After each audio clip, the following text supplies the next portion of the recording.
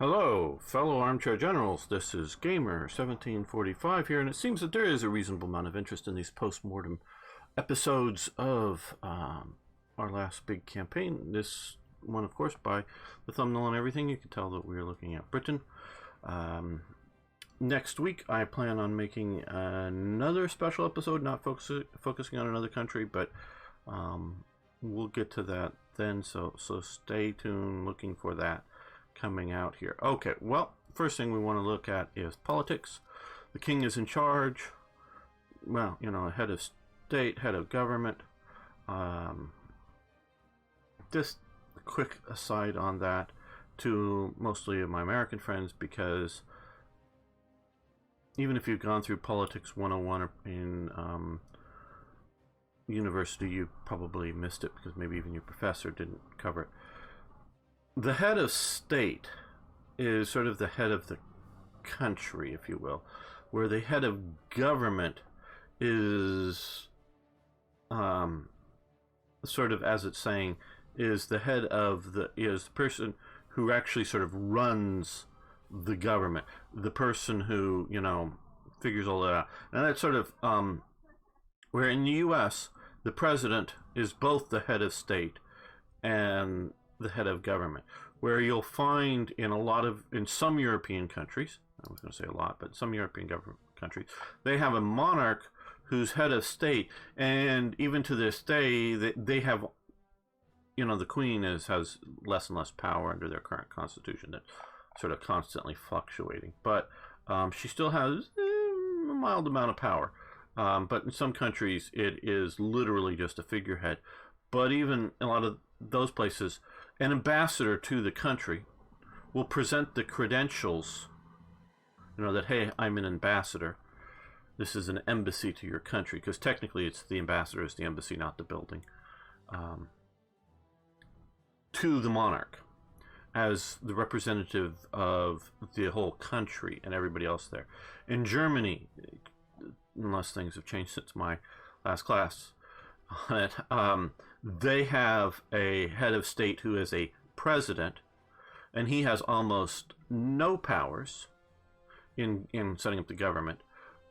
But and Merkel is not the president of Germany. She is the chancellor, which is sort of the equivalent of prime minister, and she's head of government. So again, the U.S. ambassador to Germany would present the diplomatic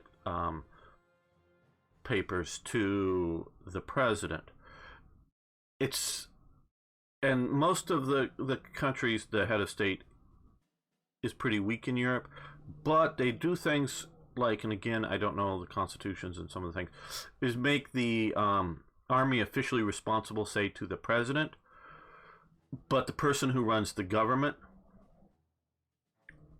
is a different person. So it's to sort of a division of powers to try to keep sort of what happened when you had, who was a very strong president, you had Hindenburg as president of Germany, and then you had Hitler brought in January 33, as chancellor of Germany under that, and when Hindenburg died, Hitler was powerful enough that combined the two offices, and at that moment he had the army swear allegiance to him and not to somebody else. So that's sort of the excuse the German officers give. Well, I swore an oath to him, blah, blah, blah, blah.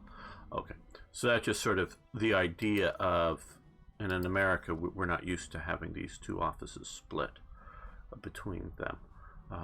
So the concept is, and although, especially in an elected presidents, they generally are identified with a party, but it can often be a party different than the I don't know why I just had a thing. Okay, yeah, we're back. Okay, it can be different than the party of the head of government. The idea is that the president is supposed to, you know,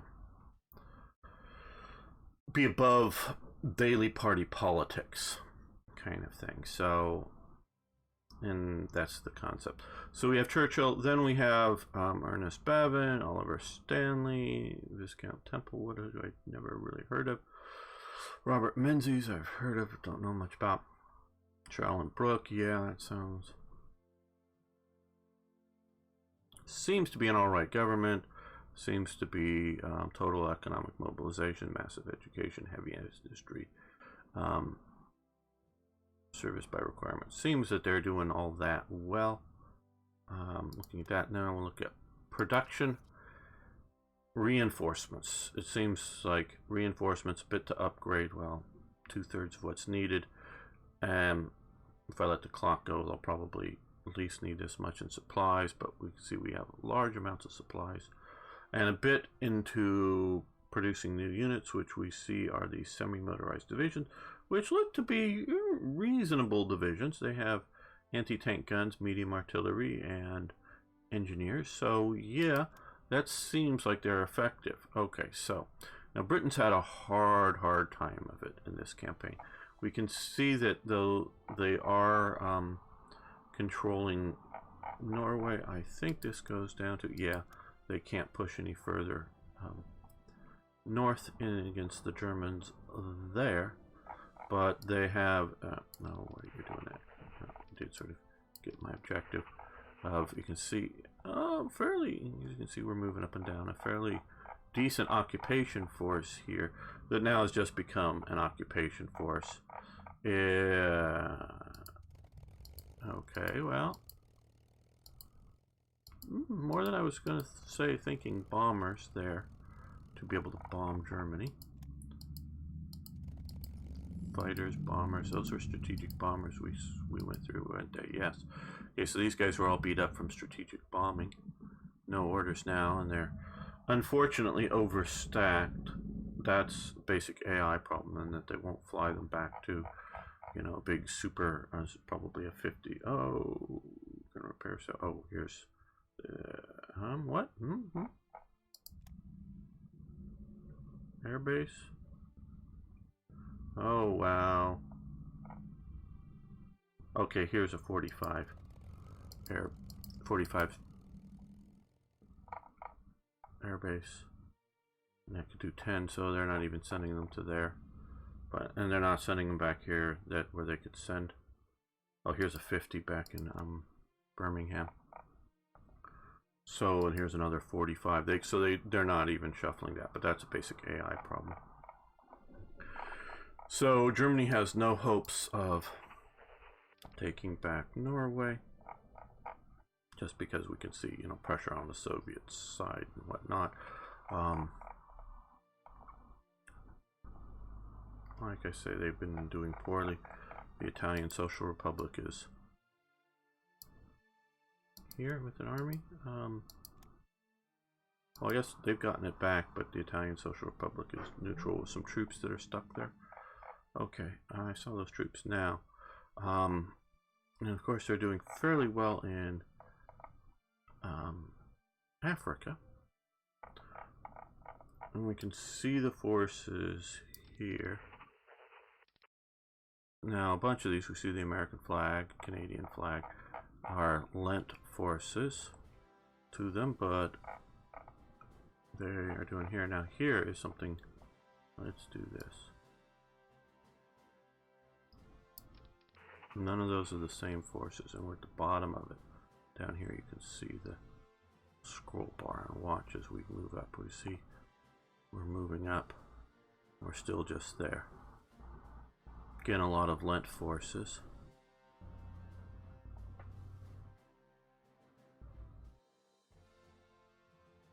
Now we are maybe nearing halfway up or something. Second Armored Division's there in relatively good shape. Lots of U.S. Marine Corps forces. Some of them are in pretty bad shape.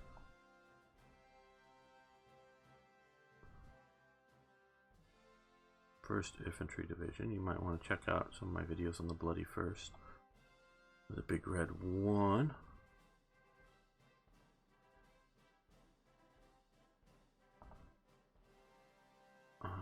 Another Second Armored Division. This one's messed up. Okay. the desert rats, they're pretty bad shape. I think they've been fighting out in the desert, as it were. 1st Armored Division, sort of messed up, not too badly. So yeah, and I did look here and wondered, they've got so many forces here. We can see that they are pumping in max amount of supplies, I presume, every day into these 2 ports. Now that we've cut them off, which, well, we can see here, and that's going to be an American stack. I think it's going to be a temporary cut off. That was one of the things that got me to stop playing this, because if I couldn't hold this and couldn't take it out, take out the ports, but they are starved of supplies. So they are bringing in supplies up to here, but it doesn't look like they, and again, it's just a standard AI problem, that they're going to bring down any transports and fly in supplies. I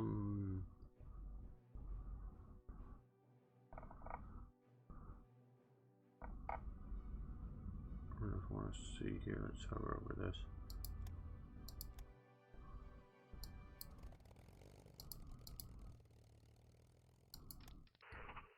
Oh, it's all messed up that way.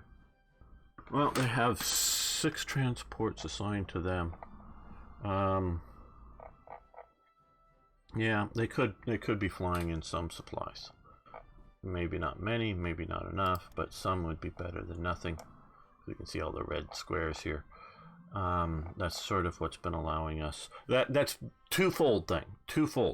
That has been allowing us to push against them because they are out of supply, waiting for supplies, so that they're having trouble replacing damaged equipment and having trouble getting reorganized.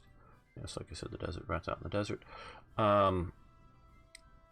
So that's been helping us, but conversely, it's been hurting us, because I had hoped to plan to my advance to capture supplies, because I'm having a similar supply problem out here in the desert. So yeah, that's been hurting us. I was hoping that as we plunged up through here, we'd be capturing lots and lots of supplies. Again, we can go back to this, and we might have captured some, but not much. And so we can come over here and see. They just bring them into here, Cairo, to Beirut, to Tel Aviv, to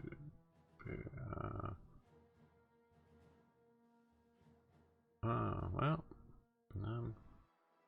energy supply, metal, I don't know. Guess there's nothing coming in. Alexandria here is convoy. Alexandria to port. Should be a. Oh, port, yeah, nothing's coming in supply-wise here. I guess maybe it figures that it's fully supplied at the moment. I don't know. But, yeah. That's a really tough thing to fight and defeat. Most other, sort of incidental British colonial places like, Jamaica and whatnot are doing just fine. Let's go back to the supply mode. We can see, let's see here. We have, oh, look at this. They have 2,300 available transports. That means that are not being used. So any strategical warfare we were doing against them, submarines out sinking them, is having no real effect, because one, they're not producing more of those, because the whole idea with that is that to keep, say, the British Empire going, they need transports. So if you are sinking transports and they're needing to replace them, they're building transports and not building bombers or ground units or whatever. So we can see that that they're doing just about everything they want to. Malta to Portsmouth. Here is maybe not functioning or something fully well, but I'm sure that's a very correctable problem. And so, yeah, the engine of empire of the transports is something that we would at best be making a dent in with our submarines. So that's sort of no, that's sort of, well, disheartening that we can't even dent that. Obviously, they're just little bits of area that Japan never bothered to occupy, that allows us to give a little bit of look into what the, we have a starving unit out here that has 0 organization. Oh, your theater command is back here. Oh, let's see what's in London. Oh, wow. Okay, all that is just in London itself. Most of these units, not all, but most of these units are fit for service. Now, there's a lot of command, but then there's also like the 50th Infantry Division, the 8th Indian Division, a bunch of garrison units, yeah. So, like I say, yeah, most are HQ, but you got a couple of airborne divisions. Now, if you were to randomly drop those 2 airborne divisions somewhere, they're probably just going to get munched, but if you were to drop those and then do even a modest, see what the Americans have up here. Well, that's just us. Okay, probably looked at this before. Well, yeah, it looks like, oh, what is that? Is those Marine Corps? No, who has the 5 amphibious armor? What kind of divisions are those? 11 engineers. I don't know. A lot of people with amphibious armor. But, yeah, we could easily see a, an effective, they're actually having stacking problems, really. Oh god, look at all that. Yeah, got lots and lots of garrison units, probably stuff that his Sherwood Forest Desert, that would be a local garrison. I'm interested now in, oh god, look at all those are all those semi-motorized stuff they're building. Oh, if they just had even a halfway. Oh god, you don't know how.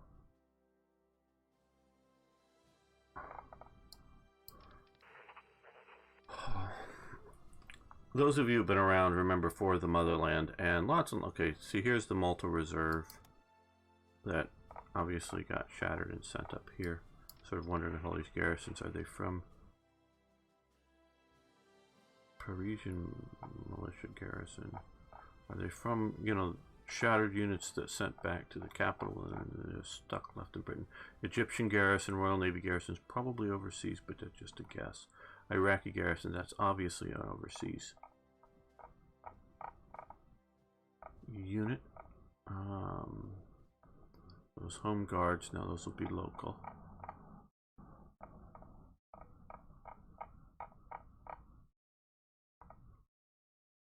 Kota Baru garrison, that's got to be somewhere out in the Pacific. So there's a bunch of like Pacific Island garrisons and other wacky units that had to come back here.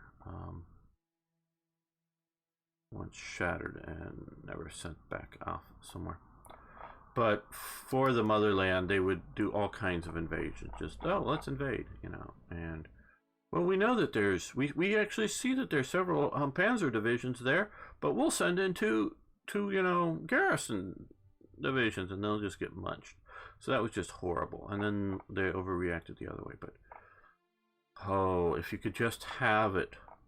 And the big horrible thing about it is Germany would be only at war with Britain and, you know, conquered France and whatnot, and, you know, maybe fighting, you know, down with the Italians down here,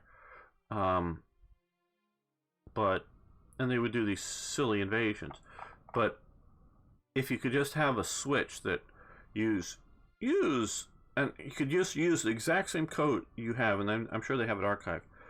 Use this AI invasion code, like the current one they have, if Germany is at peace with Soviet Union. Germany at war with Soviet Union, flip switch, used for the motherland invasion, creating second fronts. And so, even if the human player wants to get gamey, and that's, they could leave, the up open and put, division here, division here, division here, or, 2 divisions in each one of these things. Let the invasion happen, and then crush invasion. Pull back out, let invasion happen. You could do that, and that is a gamey way to play. I still have the habit, based from that time period, of putting some sort of division on every one of my ports, in the region here.